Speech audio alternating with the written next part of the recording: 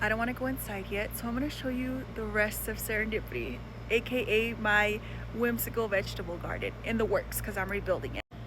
Something that's always been really important to me is that you can't see the entire garden all at once. You have to sort of meander through pathways. So I've already shown you what happens if you enter through this pathway right here, but now I'm going to show you what happens if we go down this pathway. So this is the portion of the garden that is way more in the works, just because it had to pause for a bit just because the mosquitoes came out. But before I bring you into that section, let me show you this little garden bed. This is, well, all of my garden right now is in ground, which is something that I'm so happy about because it was my dream for so long, especially since I gardened in containers for years and I just couldn't wait to get my hands in the soil, and I finally have been able to, and it's been awesome. So this garden bed has some sweet potato slips that I actually planted, and I think I might have already posted that video. I'm not entirely sure. Whew, I need to remember to breathe.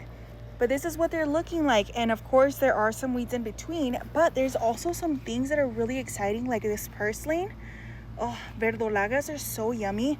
I literally made some tofu chile verdolagas. When was it? I think sometime last week because my sister was craving it. And in the back, I think I planted, at first I was like, oh, I think I planted pumpkins, but now I'm beginning to wonder if maybe they were like a zucchino rampicante or something. Either way, I am planning to let all of this stuff start growing up a little bit wild and climb up the fence, the chain link fence, to give us a little bit more privacy, but also to make it a lot more whimsical. Like you can start to see this happening right here. So that's that garden bed. Then if we start coming inside of this pathway and we turn this way, don't mind all the mess, okay? Like I said, it's a work in progress. Down this pathway is a portion of citrus lane. So here I have a bunch of my citrus trees. I have not lost a single one of these yet. Fingers crossed, because it looks like this winter is going to be a lot harsher than last winter. And actually, let me come in here and get rid of some of these suckers. That's something that I'm constantly watching out for. But let me see, is there any fruit? I thought I saw some fruit. I mean, keep in mind that these trees are very, very young. Look at these flowers. They're continuously flowering, which is mind-boggling for me because I was used to them flowering once and then that was it. But these have continuously flowered over and over again, although they are still very young in terms of being in the ground. So even if they don't set fruit, I'm actually okay with that. And perhaps a part of me even prefers it just because I want them to really focus on that root system. But as you can see, they've put on quite a bit of growth. They are looking so lovely, so beautiful, and I think that they're enjoying the break from the intense sun quite a bit. Although compared to a bunch of other trees, I feel like they handle the sun here a lot better than others. So let me come down this way. So these are some of the younger plantings. I had just planted them a few months before we ended up moving, so these trees aren't as established as the others, but as you can see, they're looking wonderful. This one's looking really pretty. This one is too. The only one that I've been very concerned about is this one.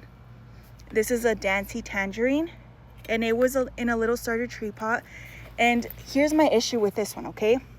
Can you see down here all of these little almost like scars?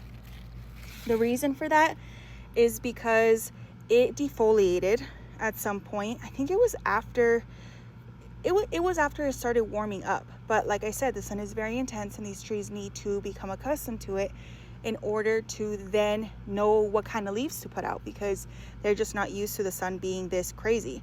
So down here, this is the rootstock, and it has been trying to sprout over and over again, but every single time it does, I have to come out here and just pluck those little new shoots out so that I can somehow get the tree to figure out that I wanted to push out growth from up here, not down here. And there is some dieback up here, and I just haven't pruned it off just because the sun is so intense. I don't want to create any open wounds that will then just make the tree sicker. So this is the only tree out of all of the citrus that I planted here that might not make it. but fingers crossed that it pulls through. It just has to figure it out. That's what happened with a lot of my trees when I moved here. In the beginning, they were like, wow, it's not 114, 117 degrees. This is awesome. And then once the sun started kicking in, they were like, wait, what is this treachery? So anyways, if I show you on this other side of the pathway, some of these I just need to come in and like give them a bit more support, because these are brand new plantings. And so they're like little baby trees. But these are brand new ones. So this is another Satsuma, because those are just very cold hardy. And then we have some Oro Blanco Pomelo. And then, what was this one? Trovita Orange. So they're looking really good. And like I said, I always come through and I check the base just to make sure that there's nothing growing there. And eventually I want to grab some more stones and create borders for all of these trees. I just have to get to that part eventually. And usually I think the bulk of the more labor intensive work I like to do in the fall and winter, just because it's a lot more comfortable for me. Then on this side of Citrus Lane, we have all of these gorgeous cosmos. Oh, they're so pretty. And then we have a lot more citrus. So the citrus over here I feel is doing so much better. But a big reason for that is that I made sure to protect their trunks, because when I planted these citrus, they did not look as lush as they do right now. They did not have this much growth. And one thing about citrus is usually their branches sort of droop a bit, and that helps to protect their trunks. But one thing that I've always loved to do with more heat tolerant flowers like zinnias, or in this case I'm using cosmos, is plant them around the trees. That way they help to shield the trunk, and then I don't have any sort of sun damage on these. And the trees have done so great. I feel like they're beautiful. And then I planted some squash as another ground cover, and look, there's squash down there. They're so pretty. I need to come in and harvest them actually. And I have not hand pollinated anything. I have not been out here. The bees have been doing all the work for me because the mosquitoes didn't let me for the longest time. And one thing that I was craving for ages were quesadillas de flor de calabaza. So quesadillas made out of squash flowers. And I've been missing out on all of those. Look how pretty. But then also just look how gorgeous some of these citrus look. Some of the citrus that you see here, especially things like my lime, I think it was the Mexican thornless lime, were completely defoliated. And all of this that you see here, brand new growth. And it's just coming out non-stop. So when these trees went into the ground, they were bald headed. And now they're looking so beautiful. It makes me very, very happy. So that's this little section of Citrus Lane. So if we turn back this way, eventually I will clear out this area. I want to add another little entrance to walk into this portion of the yard. And let me just watch out for snakes. But over here is another in-ground garden bed. You can start to see just the little outline that I made with some of the stones that I found laying around. And this one also has sweet potatoes. And you see that's what I wanted to start doing, just sort of creeping and climbing up onto the fence, because I think that's just going to look so beautiful. But over here next to that one, we have hidden behind a bunch of these weeds some Paw Paw. Oh, look how torn up this one has gotten.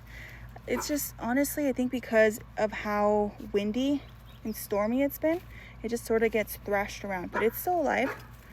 It's still alive, and it's still hanging in there. This was a gift from my sister, and I put it in ground, and this used to look a lot better than it does right now.